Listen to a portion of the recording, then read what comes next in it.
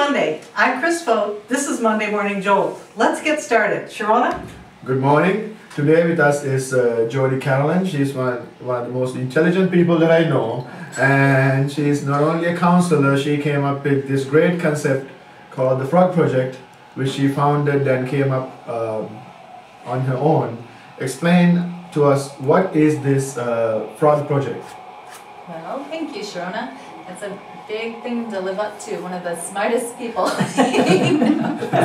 Intelligent. I'm flattered. Thank you. Yeah. The Frog Project, actually, it's a new business endeavor, but the concept is not new. We've been working on it for the past 3 years. It's based on developmental skills for kids and for businesses, but the concept is to help kids have interpersonal skills and to prepare for industrial leadership. So getting them ready for a future marketplace. Wow. And well, the name of the show is Monday Morning Jolt, obviously, so we want to know why Mondays are great for you. Mondays are great. Well, this Monday maybe not. No. This Monday, but that's all right. Yeah. Actually, it's a good concept because it actually ties right into Frog as far as what it is we do when we get in difficult spots, or what we do when we're challenged and trying to keep our focus, right? And so whether you're driving around lost in Fort Wayne, like my morning. We weren't going to even tell that. No, I'm okay out in it.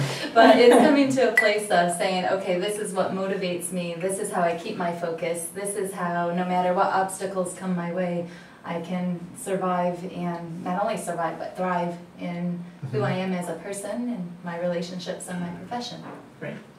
Now, do you have a ritual or anything you do to prepare for your work week? Anything, a ritual that I do. Structure is always important, and it's the concept of being able to keep balanced in mind, body, and spirit. I like to make sure I'm proportionate in all of those areas. Good for you. So, like, since you have consulted with a lot of business owners and you have helped business owners and you have been in this profession for a long time now, what kind of advice can you give to businesses? Sure. Well, something I should clarify is the nature of my work is due to the technological shift with the kids. That was kind of the motivator of the whole subject. Is I looked at these kids who came into my office and these educators and said, technology has really caused our behavior and our development to change. And whether it means getting the proper amount of sleep because the computer's in the room, or we're texting through the night, or they're doing emails, or whatever it is, how do we live in this world and be socially connected and also set healthy boundaries? So tell me again what your question was, because I had some really important things to say there, and I was just going on. Advice for business owners. Oh, so yes. Yeah. Well, like I was just saying for the kids, making sure that our texting is in alignment, our emails, all of that, that it has a place versus the temptation is to be 24/7. Exactly. So how do you draw those boundaries? How do you talk with the kids about that, and how would you advise business owners to draw those boundaries so they do have time with their family and their spiritual well-being? That's exactly right. That's where I started to go with it. To be able to connect with the business owners, utilizing the strengths of the kids, right? As the technological aspect of it, like they are very good in helping us do Facebook, social media, all of that aspect of it. I mean, right? Better than I am. Me too. That's right. Kids are better. So utilizing them for some of that, but what they need from us is how to set the boundaries, how to be developmentally appropriate. So it's actually a good playing ground to have that dialogue with your kids, but set that example for yourself. That's interesting, because it's almost like a reverse mentor. They help you with the technology part. You help them. Absolutely, and you're always on guard because they're watching you 24/7. I mean, I don't know about you, but even my children tell me on a regular basis, "Mom, do not put that on Facebook." You know, that is not something that you want on there. So I do think it's an interesting platform to kind of look at how do we kind of define ourselves and find our way in this new place of our kids who are leading us in technology, and us who have the coping skills, intuition, life experience. I think that's probably a good tip for business people, is don't put everything, you know, filter what you put on Facebook. Because there are times when I want to respond to something and I go, I better not. That's exactly. I better not even respond to this because yes. I don't want to get out there with that. That's exactly right. And we need to think about that as business people. Yeah. And I call that our Facebook reputation. that's great. Right? Facebook ethics, Facebook reputation. Yeah. What is it? Now, do you have an adage or philosophy by which you live your life and operate your business? Yeah, I have a lot of those. How would you summarize it? Yeah. For my own personal one is meaning. Like I like, you know, I'm a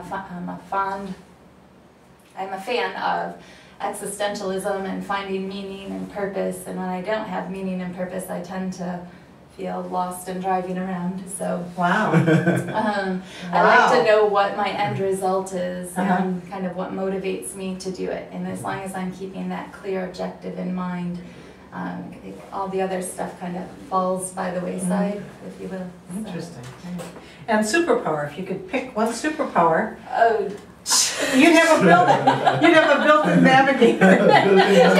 yes, it would be simply, it was funny, actually church was this concept of, we are given the spiritual so we can survive the practical. So I think it's the concept of getting these, these grandiose concepts. I would picture myself to be very innovative, entrepreneurial, big picture person, and if I could just have, I don't even want the responsibility of the superpower. If the superpower could be connected to me and have full responsibility for its aspect of things, and I could hold it accountable to it. That's good. That's actually a pretty good one. Yeah.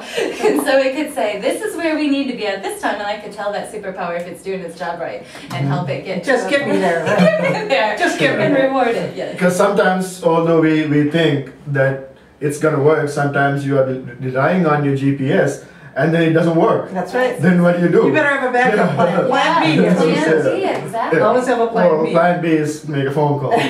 So, and then the person who makes the phone call tells you at the wrong place when you're at the right place. Right? No, but see, that's so perfect, because then how did the whole thing end? We're talking about being lost today, and the phone, the GPS did not work, and so Sharon accidentally, I didn't clarify what I needed from him, and gave me the directions that kept me learning Clearly more. communicate. Yes, Yeah. clearly communicate. And Big sightseeing tour.